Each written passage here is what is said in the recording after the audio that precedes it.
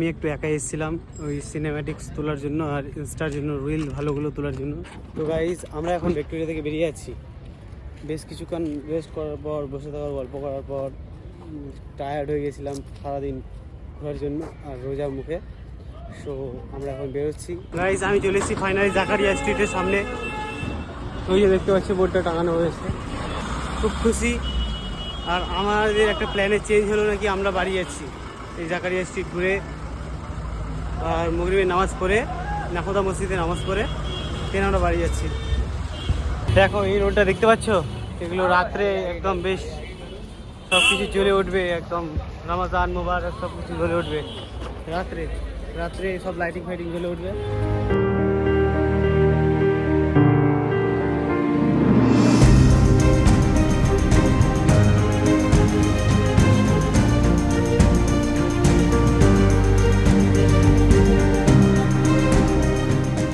বর্তমানে একদম মসজিদের মেইন ছাদে না, বাট একটা একতলা ছাদে রয়েছি।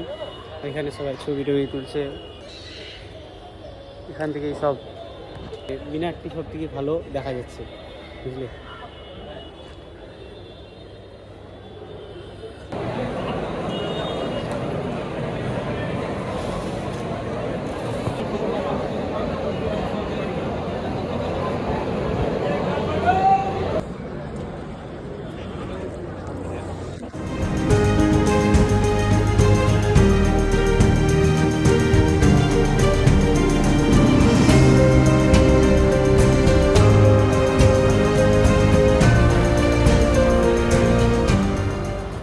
বেরোতে বেরোতে সময় লেগে গেলো, এত ভিড় ছিল যে বেরোতে সময় লেগে গেল।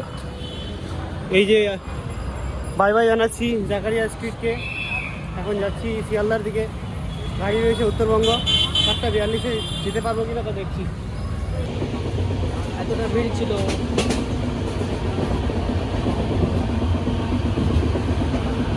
তো আমরা এখন ঢুকছি ফারাক্কা, নিউ ফারাক্কা জাংশনে।